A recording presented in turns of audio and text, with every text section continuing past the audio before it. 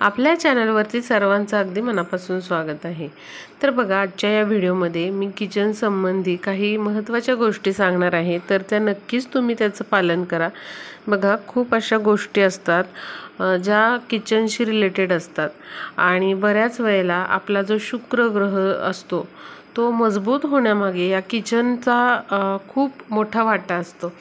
आता शुक्र ग्रह म्हणजे काय, जे काही आपल्याला ऐश्वर्य मिळतं, संपत्ती मिळते किंवा जी काही सुंदरता आपल्याला मिळत असते किंवा जे काही आपण म्हणतो ना, घरामध्ये भरभराट असणे, बरकत असणे, कशाचीच कमतरता नसणे, सगळ्या सुखवस्तू मिळणे किंवा चांगलं आरोग्य असणं, तर या सगळ्या गोष्टी ज्या आहेत तर या शुक्र ग्रहाशी संबंधित आहे। आणि किचनमध्ये आपल्याकडून चुकून अशा काही गोष्टी घडतात आणि त्यामुळे काय होतं, इकडच्या तिकडं वस्तू हलवल्या जातात आणि आपल्यालाही त्या माहीत नसतात आणि यामुळे बऱ्याच प्रमाणामध्ये अशा चुकीच्या वस्तू जर आपण आपल्या किचन ओट्यावर गॅस शेजारी जर ठेवल्या तर त्याचा विपरीत परिणाम आपल्या आयुष्यावरती दिसून येतो।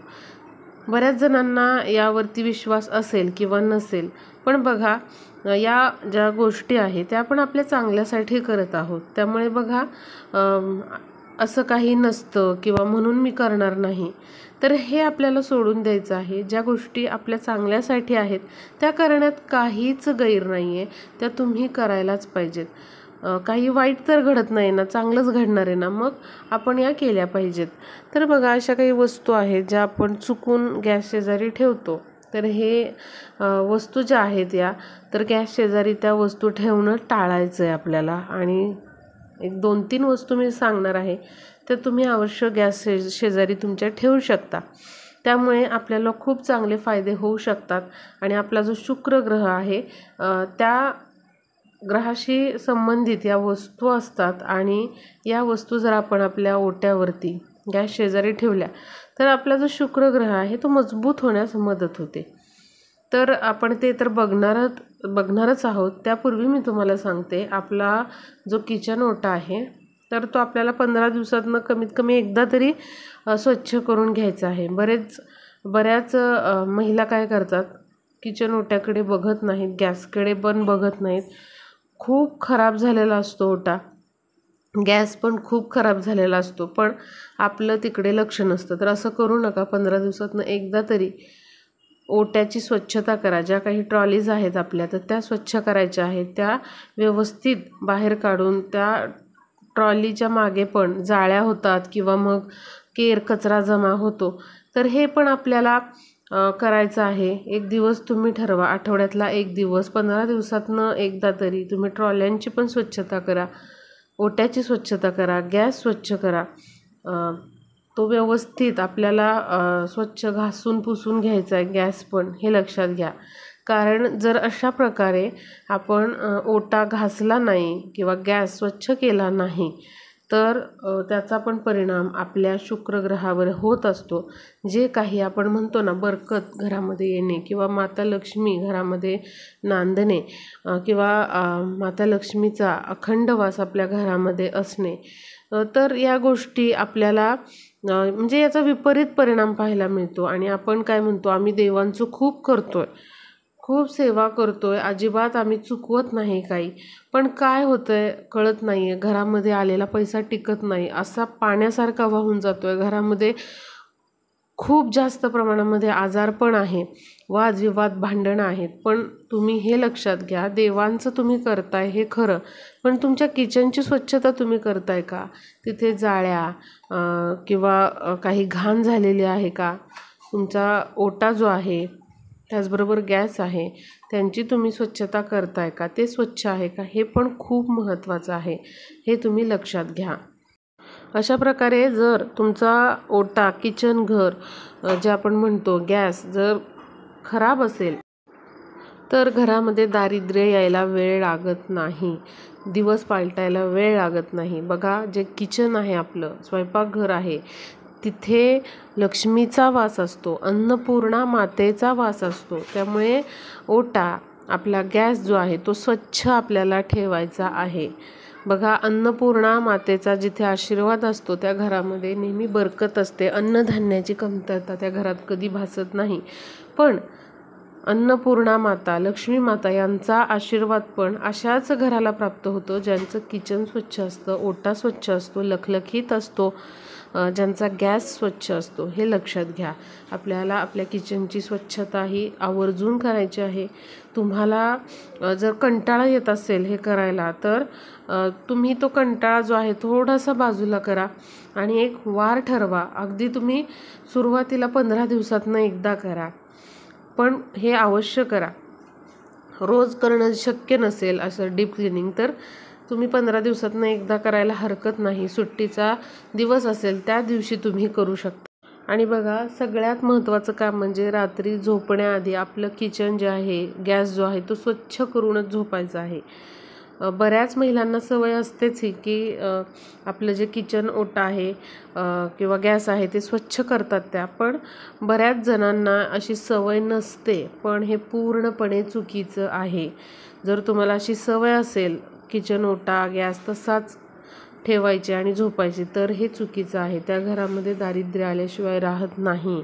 त्या घरामध्ये वादविवाद होतात, भांडणे होतात, पैसा टिकत नाही.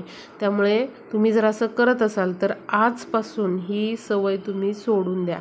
रात्री झोपायच्या आधी कितीही तुम्हाला कंटाळा आलेला असेल तरी देखील जी काही खरकटी भांडी आहेत किचनवरची, गॅसवरची, ते आपल्याला व्यवस्थित जे खरकट आहे ते एका प्लास्टिकच्या बॅगमध्ये भरा आणि ते डस्टबिनमध्ये तुम्ही ठेवू शकता किंवा एखाद्या वेगळ्या भांड्यामध्ये ते भरून ठेवा, त्यावरती काहीतरी झाकून ठेवा. आणि जी खरकटी भांडी आहेत ती मुळीच आपल्याला आपल्या ओट्यावरती ठेवायची नाही. त्यासाठी जाळी असते, त्या जाळीमध्ये भरून तुम्ही दुसरीकडे कुठेतरी ती जाळी जी आहे ती भांडी भरून ठेवा. पण ओट्यावरती अशी खरकटी भांडी ठेवू नका. सिंकमध्ये पण ठेवायची नाहीत. आणि त्याचबरोबर जाळीमध्ये ही खरकटी भांडी भरून मग तुम्ही ओट्यावर ठेवणार असंही करू नका. खाली कुठेतरी फरशीवर तुम्ही ठेवा. जे काही उरलेले अन्नपदार्थ आहेत तर ते तुम्हाला फेकून द्यायचे नसतील, टाकून द्यायचे नसतील, तर व्यवस्थित ते दुसऱ्या छोट्या भांड्यांमध्ये भरून झाकून व्यवस्थित ठेवा तुम्ही. पण तसेच कसे तरी पडलेले आहेत भांडी, गॅसवरती काहीतरी सांडलेलं आहे आणि तसंच आपण झोपी जातो कारण कंटाळा आलेला आहे, हे अत्यंत चुकीचं आहे. तर काय करायचं आहे आपल्याला, ही भांडी जी आहेत ती खरकटं काढून व्यवस्थित आपल्याला भरून दुसरीकडे ठेवायची आहेत. वॉशिंग प्लेस असेल तुमच्याकडे तर तिथे तुम्ही ती ठेवून द्या, काहीही हरकत नाही. पण आपल्या किचन ओट्यावरती मात्र रात्रीच्या वेळी अशी भांडी ठेवायची नाहीत. ओटा आपला अगदी क्लीन चकचकीत करायचा आहे. जे कापड आहे ओटा पुसण्याचं ते व्यवस्थित फिरवायचं आहे ओट्यावरून, गॅसवरून, आणि अशी व्यवस्थित स्वच्छता करायची आहे. आणि अजून एक म्हणजे झोपण्याआधी तुमचं जे किचनचं सिंक आहे ते पण तुम्हाला स्वच्छ असं घासून घ्यायचं आहे आणि ते पण क्लीन ठेवायचं आहे. हे तुम्ही लक्षात घ्या. या गोष्टी तुम्ही करायला सुरुवात करा. बघा, हळूहळू घरामध्ये किती छान बदल होत आहेत ते. दर अमावस्येला किंवा मग शनिवारी ओटा पुसत असताना गोमूत्राचे 2-3 थेंब पाण्यामध्ये टाकून त्याने ओटा पुसून घ्या. हळद थोडीशी टाका आणि त्याने ओटा आणि गॅस पुसून घ्या. त्याचबरोबर पौर्णिमेच्या दिवशी अन्नपूर्णा मातेचं पूजन तुम्ही करा आणि गॅसचं आपल्या पूजन करायचं आहे. हळद कुंकू वाहून फक्त आपल्याला साखर तिथे ठेवायची आहे. एवढं तुम्ही पौर्णिमेला करायचं आहे. आता आपण बघूया की आपलं जे किचन आहे तर गॅस शेजारी आपल्याला कुठल्या वस्तू ठेवायच्या नाहीत. पहिली जी वस्तू आहे ती म्हणजे आपण पाण्याने भरलेली जी भांडी आहेत, जसं की पाण्याने भरलेला माठ असेल किंवा हंडे, कळशा असतील, पिंप असेल, तर हे सगळं आपल्याला आपल्या बेसिनच्या जवळ ठेवायचं आहे, पण गॅसच्या जवळ ठेवायचं नाही. बऱ्याच जणांना अशी सवय असते की जगमध्ये पाणी भरतात, मगमध्ये पाणी असतं आणि स्वयंपाकासाठी सोपं पडतं म्हणून आपण अगदी गॅसच्या जवळ ते ठेवत असतो. पण हे चुकीचं आहे. कारण बघा, पाणी म्हणजे ते पाणी तत्व आलं आणि गॅस म्हणजे अग्नितत्व आलं. त्यामुळे पाणी आणि अग्नी कधीही एकत्र ठेवायचे नाही. जेव्हा पाणी आणि अग्नी एकत्र येतात तेव्हा त्याचे विचित्र परिणाम आपल्याला दिसून येतात. अमावस्येच्या दिवशी जिथे पाण्याची भांडी, माठ वगैरे भरून ठेवलेलं आहे, तिथे एक दिवा लावायचा आहे आपल्याला संध्याकाळच्या वेळेला. यामुळे काय होतं तर आपले जे काही पित्र असतात ते आपल्यावरती प्रसन्न होतात. जे काही पितृदोष आपल्याला लागलेले असतात ते दूर होतात. कारण असं म्हटलं जातं जिथे आपण पाणी भरून ठेवतो माठामध्ये किंवा हंड्यामध्ये, तिथे आपल्या पितरांचा वास असतो. त्यामुळे बघा असा दिवा आपल्याला अमावस्येच्या दिवशी लावायचा आहे तिथे. तर मी ही एक गोष्ट सांगितली तुम्हाला. दुसरी म्हणजे आपलं जे सिंक आहे किचनचं ते आणि गॅस यामध्ये अंतर असावं, अगदी ते जवळ नसावं. हा जर ओटा तुमचा छोटा आहे तर मग काही आपल्याला करता येत नाही, पण तुम्ही प्रयत्न करा की थोड्याशा अंतरावर ते ठेवले जावेत. म्हणजे जो गॅस आहे तो थोड्याशा अंतरावर असावा सिंकपासून, किंवा तुम्ही मध्ये गॅस आणि सिंकच्या मध्ये एखादा खलबत्ता म्हणा किंवा अशी एखादी वस्तू तुम्ही ठेवू शकता जर स्पेस खूप कमी असेल तर. पुढची जी वस्तू आहे ते म्हणजे तेल. आता बघा आपण तेल जे आहे ते शनिदेवांना वाहत असतो. आपले जे काही शनीचे दोष आहेत किंवा शनीचे काही उपाय आपण करत असू तर आपण शनीच्या मंदिरामध्ये जाऊन तिथे तेल वाहत असतो किंवा अर्पण करत असतो. कारण का आपल्या मागचे जे काही शनीचे दोष आहेत ते दूर व्हावेत म्हणून.